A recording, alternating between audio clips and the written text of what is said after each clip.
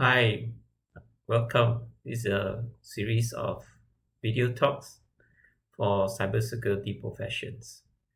May I introduce the speaker coming up? Is Mr. Tong Yiching. He was a cybersecurity professional year in 2019, and he has very deep experience of 10 years in cybersecurity. Thank you. Well, when you first start out, you have to be aware that there are some different shift systems that are currently in the security operating centers. Some may employ the follow the sun model, which allows you to work during the day shifts. That's like, for example, 8 a.m. to 6 p.m. Whereas some other SOCs may be utilizing the whole 24-hour system. So at times you may have to work at night. For junior analysts, you will first have to analyze the SIM alerts, which is the security incidents and events management system. So it's a system whereby they collate all the alerts that's being generated by the various sensors and security devices that's monitoring the security perimeter of the client. And then you'll have to investigate if these alerts are genuine.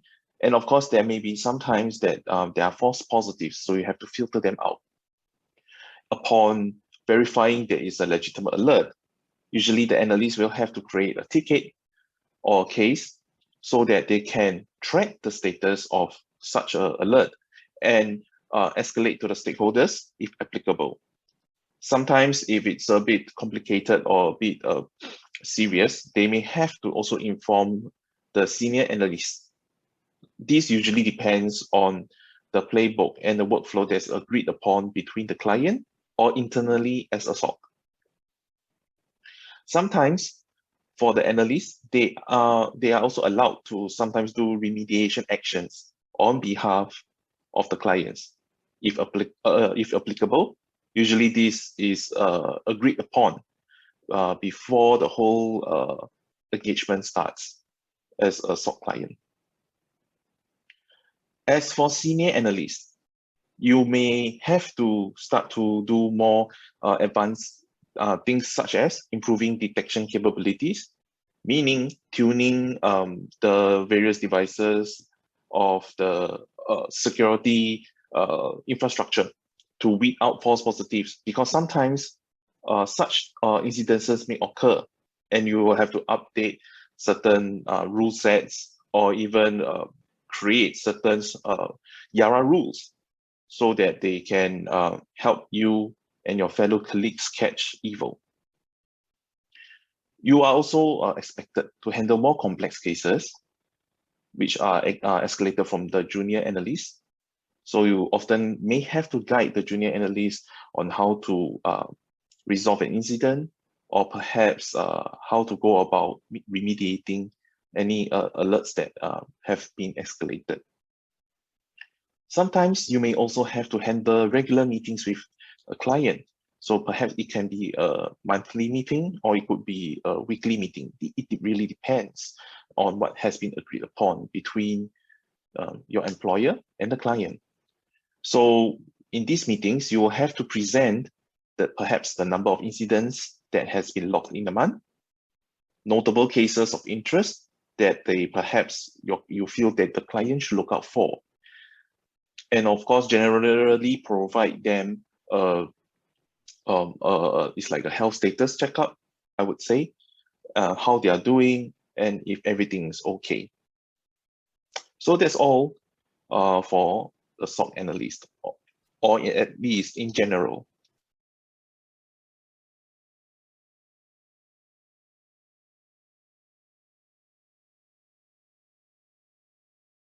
Firstly, an incident handler, like a SOC analyst, may sometimes be on duty.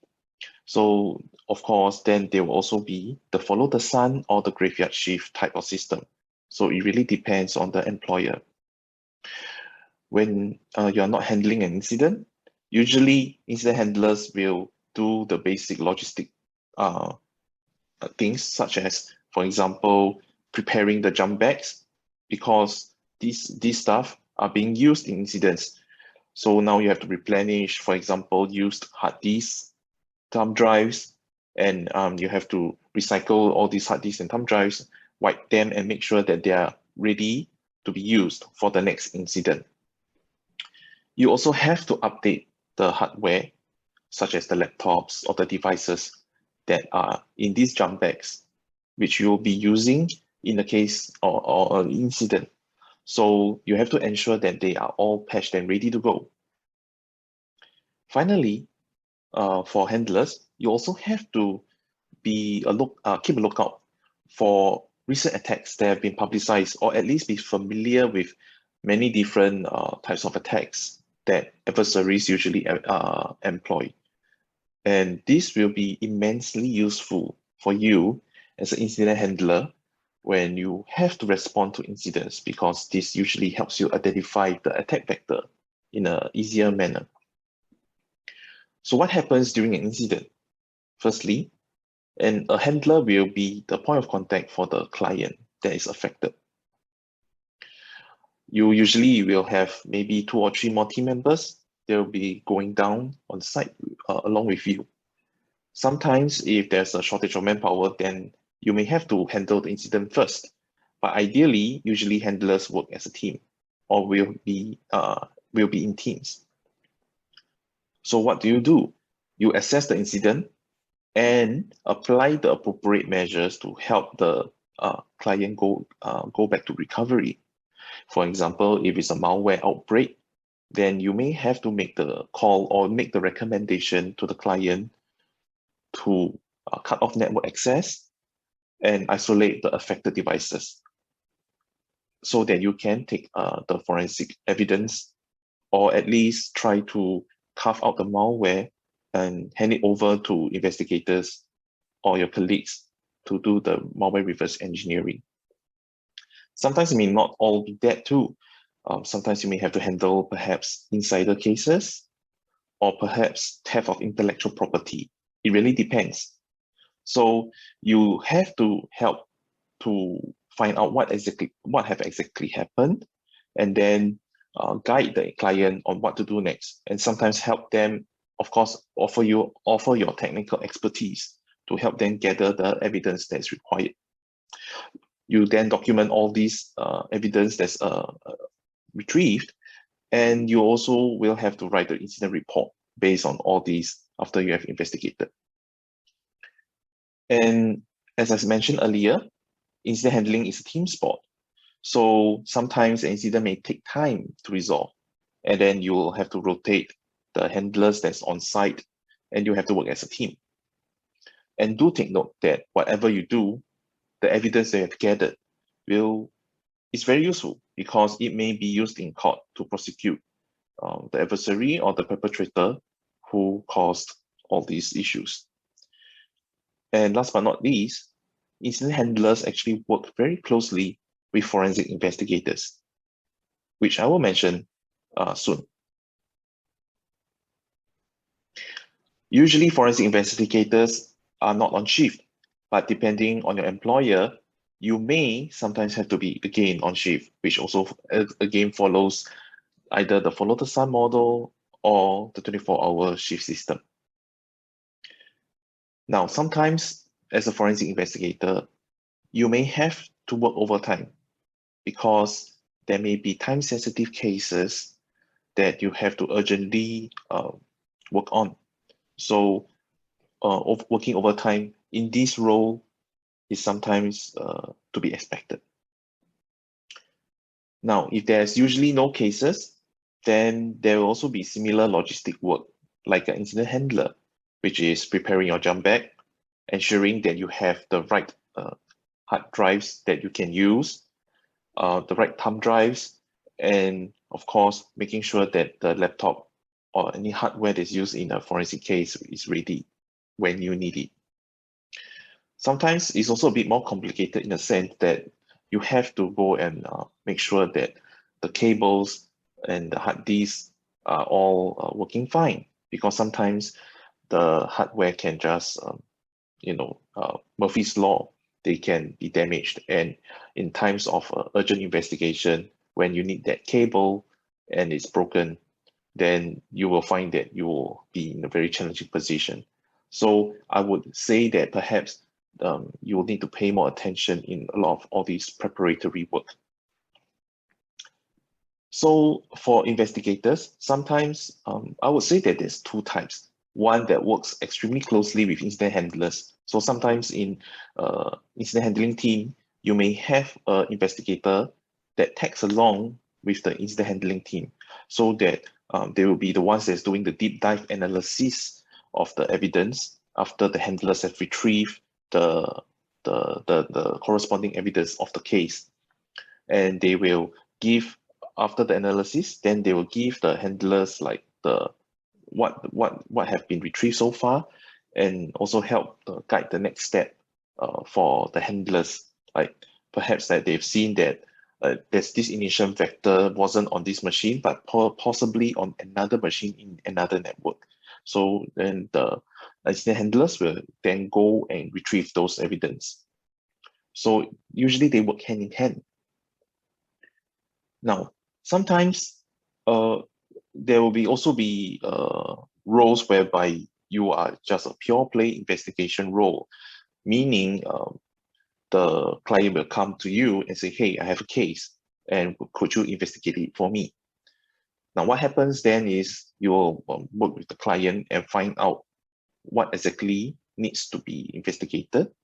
You gather the facts and the details, and of course, arrange for the scope of work. After that, you will then set out to do the forensic retrieval of the artifacts. They could be these images, they could be memory captures, server logs, entry access logs, or different kinds of stuff. It really depends on the scope of the case. And then you also may have to interview persons of interest, because sometimes it may not always be a malware case. Sometimes it could also be investigation of theft of intellectual property, or even, again, insider jobs. So sometimes you may have to think very carefully and analyze all the material evidence that's in front of you. After analyzing the data and, of course, investigating all the things, you write the report and give it to the client and tell them like the results of the investigation. And sometimes you may need to, after all this, you may have to go to the court as an expert witness, because more often than not, when you have to do some all these forensic investigations, things are usually a little bit dicey, and the client may sometimes really want to find the critical evidence that they can be used to prosecute the perpetrator. So yeah, this is the day in the life of a forensic investigator. And I hope all these info will be useful for you all to make an informed decision, and of course, get a better idea of the different possible job roles that you can look forward to when you join the cybersecurity industry.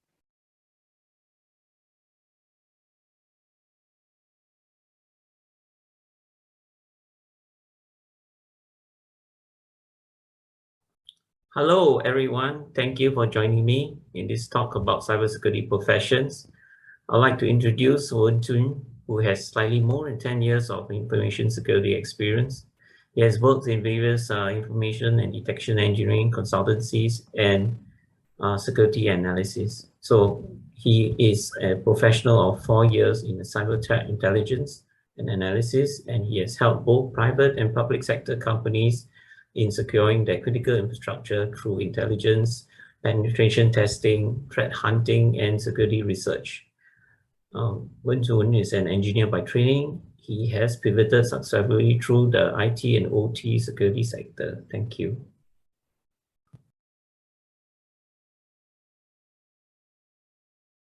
Some background about myself. I've been working in the cybersecurity industry for 10 plus years, starting off as a firewall network engineer, before working on consultancy and red teaming services, and finally working as a cyber threat intelligence analyst. In the past, I've worked in government agencies, telcos, as well as cybersecurity companies, and wrote a few threat intel reports for customers, as well as threat landscape reports. Currently, my company, OT ISAC, which is a non-profit organization that offers various OT companies like water energy companies to come together to share information on threats, the cyber experiences, and best practices to improve our cyber community resilience in OT space.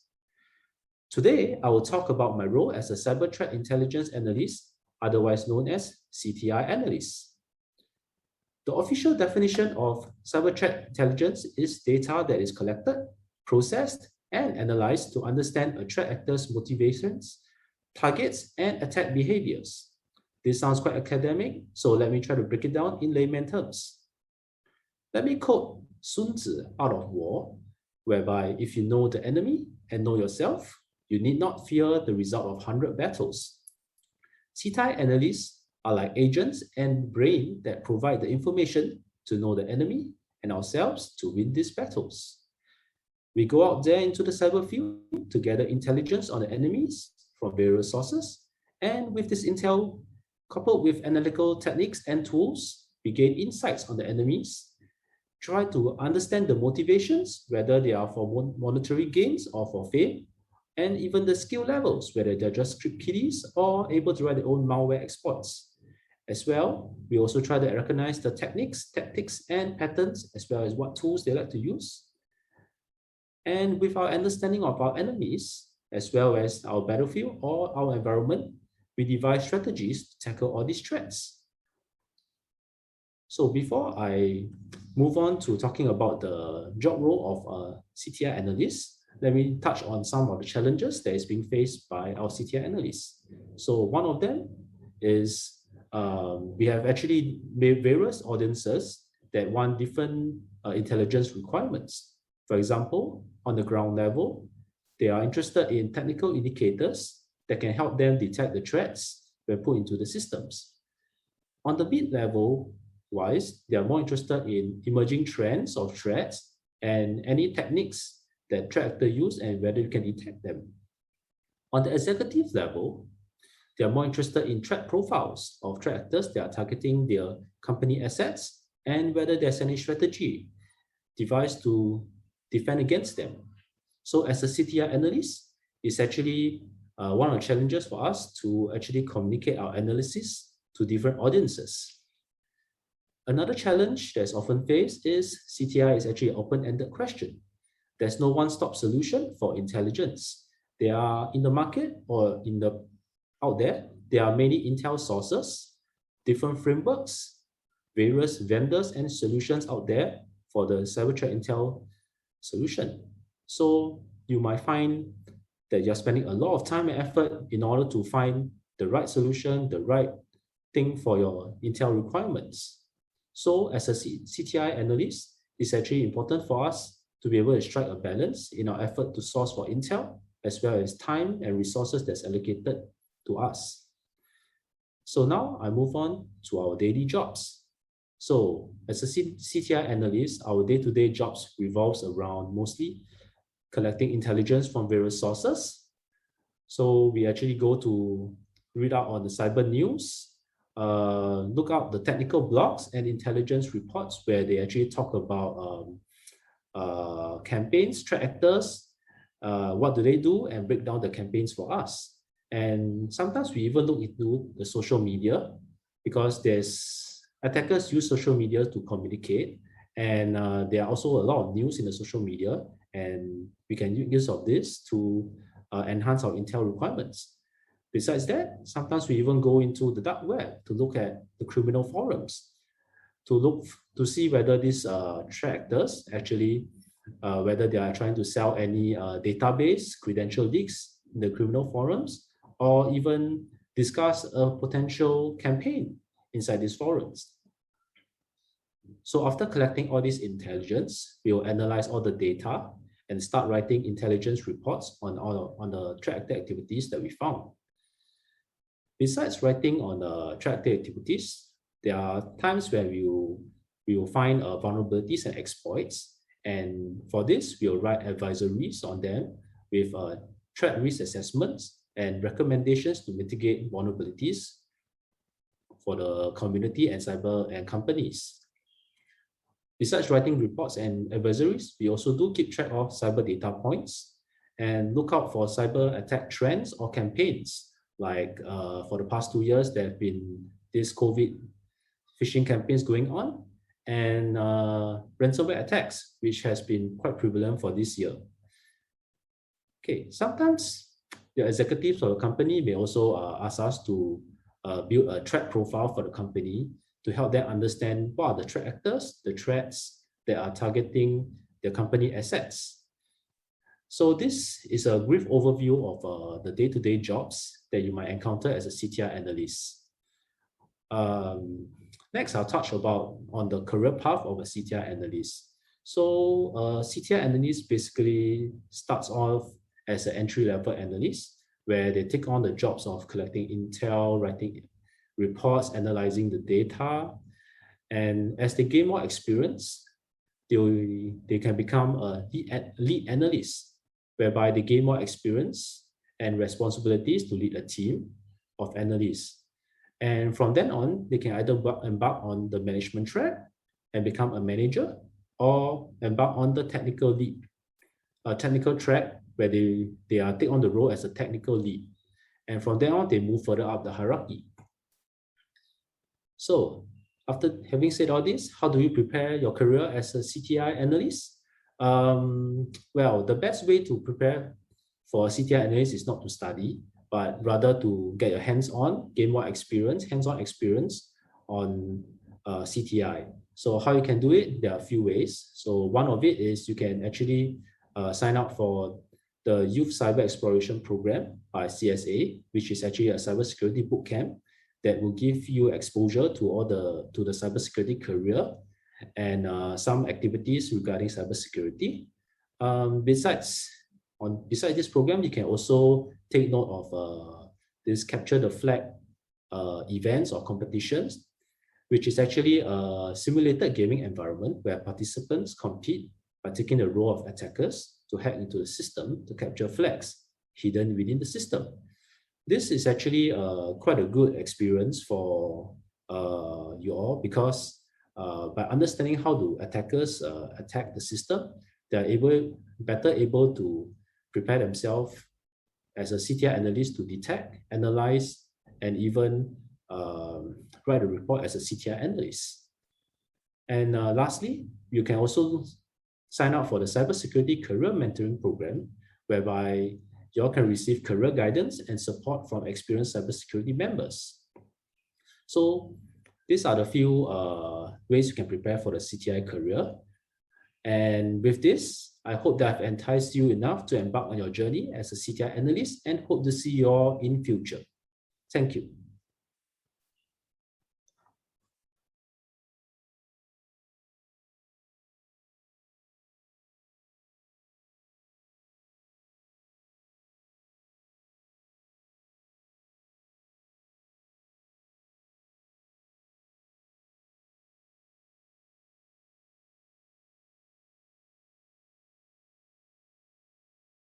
Hello everyone, my name is Yuk Chai. Before I start my presentation, I would like to thank AiSP and ISACA for giving me this opportunity to share my experience in OT cybersecurity.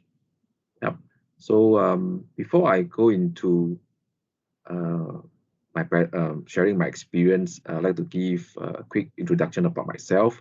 Because again, my name is Yuk Chai, currently working in Singapore Power as a Deputy Director, looking after the critical information infrastructure, or the OT or the critical OT system. Yeah, I started my career about 20 years ago with Singapore Technology as a project and system engineer. So mainly looking after the OT system. But very fortunately, I have that was about 4 years ago. I have a chance to switch from OT engineering into OT cybersecurity. I'm glad to make that switch. I'd like to share my experience with all of you all, and what am I doing actually.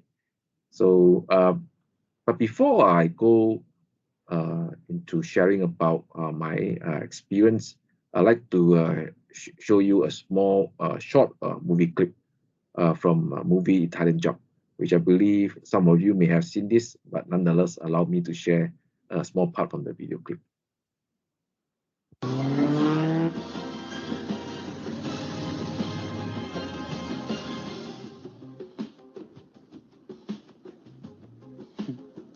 Okay, guys, truck 128 has turned right, heading west. Gridlock time.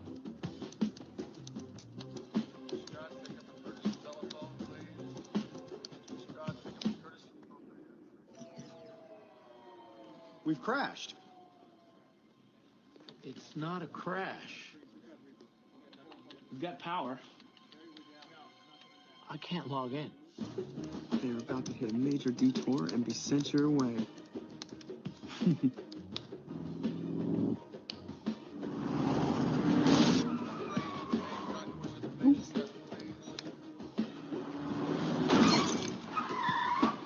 You'll never shut down the real Napster.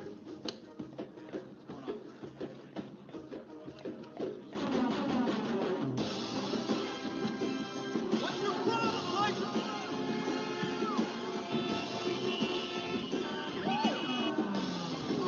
Truck 128, what is your progress? This is truck 128. Traffic's out of control here. We've got to look for another route.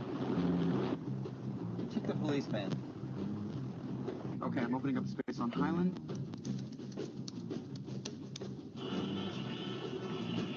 Oh, get us out of here. I'm trying.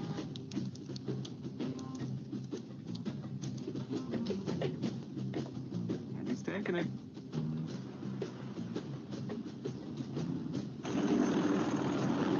Police scanners are saying computers are down at traffic control center.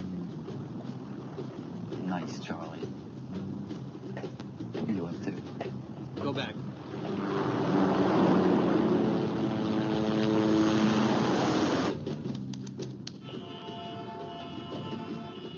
I now command you to turn left.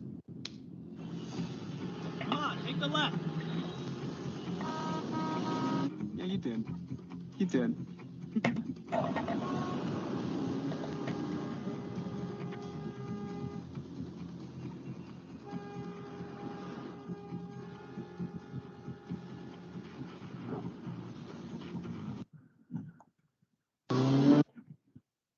Okay, what happened in the movie can also happen in Singapore. Yeah, when a track actor take over the operations control center, they can do a lot of damage, both to the organization as well as to the country. And if you can see in the movie, it also endanger people's lives. Yeah, so it's very it's a very serious thing. If that our OT system or a control system was being hacked into. Yeah, so that's why Singapore government look after this kind of threat very seriously. Yeah. So then, what about the utility sectors? Yeah, and this is where I'm working at in right now in this sector. So we will suffer the same fate if we are not careful. A threat actor can also hack into our control center, and what they do is they will cut off power supply. So if you can see, yeah, with massive power supply disruption, will not only impact businesses, but you also impact people's life. Yeah, putting the whole economy to a stop. Imagine you have no internet, you have no online games, no Facebook, no YouTube. You can't even use your mobile phone. Oh, that is tragedy, right? Yeah. So as such, my primary responsibility in Singapore Power is to keep the lights on. Yeah, as simple as that, and we make sure that the powers supply keep on supplying. Yeah, so how we keep the light on is basically we focus on these 5 areas. Okay, first we identify what are the systems we need to protect. Okay, and second, is that with knowing this system that we need to protect, we make sure we make it very difficult for the threat actor, for the enemy, and access to this system. And then we also have sensors to detect if there's any intrusion, and also if in the event if the threat actor manage to come into our system, okay, or into our network, this is where we need to take some action, or we respond to it by containing it and remove them from our system or from our network.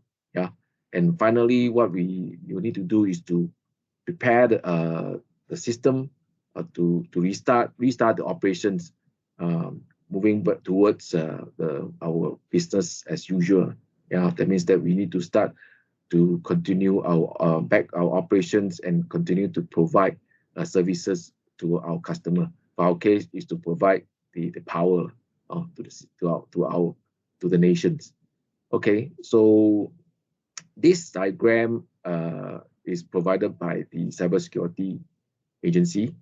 If you can see that the cyber threat is on the rise. That means cyber crime is on the rise. And every year, the threat actor, the cyber criminal, they have also upgraded their skill and they become more sophisticated and more complex. So facing this kind of threat, what we can do in facing, how can we overcome this kind of cyber threat, is that we need more professional, we need more expertise, into this, come to join the cybersecurity area of work or this profession. We need more people to look after our OT system, especially our cybersecurity, our critical information infrastructure.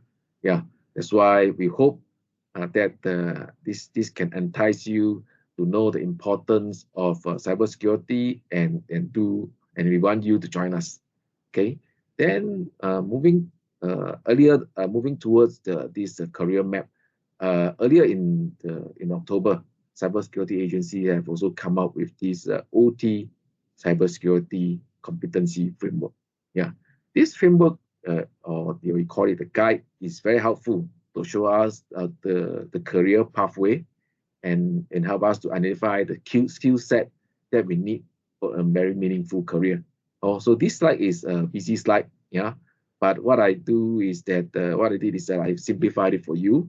So if you can see that, so basically there are 5 career pathway. The first one, for those who like to write a lot, you can help to derive policies, SOPs, or maybe you can do some checks and audit. And for the second group, for those who like engineering and more technical, then you can become a system analyst or to do the security architecture design. That means you design the system to be more robust. And that means that we to protect the system from being attacked. Okay. Then the third one, those we need also people who need to help to maintain our OT system. So like we need to do all the operating, or the OS, the operating system upgrade, software upgrade. So make sure that they are up to date. So we need people to do that as well. And then we also need people like those inspector we have seen in movie. We need those specialists who help us to identify those area of weaknesses or area of vulnerabilities. So before the threat actor found those the weaknesses, we discovered before them. So this is what we want to do. And then finally, you can be like a policeman in the cybersecurity area profession, to do incident response and also doing investigation. So these are the 5 career pathway that you can choose to take. So it's a very interesting career to consider, coming into cybersecurity. Then let me summarize again 5 reasons why you need to start a career in OT cybersecurity. As mentioned, it is not dull, and the demand for the cybersecurity profession has grown, which means that it's easy for you to find a job because it is very in demand right now. I have earlier shown you the 5 career pathway.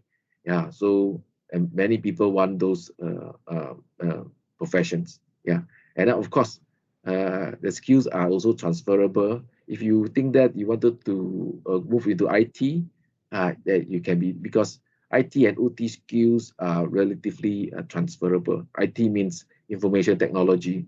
Yeah, that it's like the people, you know, work in the data center. You know, if you wanted to set up the cybersecurity in those IT area, you can also transfer your skill from your OT. Yeah. So what is more interesting is that you can work in different industry. If you like aviation, you can join aviation because they need cybersecurity profession. If you want to go to marine, you want to go for manufacturing, even banking sector, yeah, they need cybersecurity professional. Yeah. So then, as I mentioned, that there are different roles that you can go into, and as such, you can go for different type of training, like those in draft, those drafting policies, incident response, or even technical. Yeah. So and technical engineering. So with this, I hope you all consider OT cybersecurity as a career. And with this, I end my presentation, and I wish you all the best, and do join us in this exciting career. Okay, thank you. All right, thank you, Yok Chai. So Yok Chai is speaking as a IT and OT cybersecurity professional, and he has demonstrated that there are many roles in OT cybersecurity. So the career path is going to be long and wide, because to be a smart nation, careers for cybersecurity professional will increase and expand across all sectors, as shared by Yok Chai. Hi. I'm signing off from ISACA Singapore. I'm Peter Gui, the cybersecurity as well as education director of the ISACA Singapore chapter. So I hold the chair for the education committee, and we are glad to have bring you this series of videos on cybersecurity roles.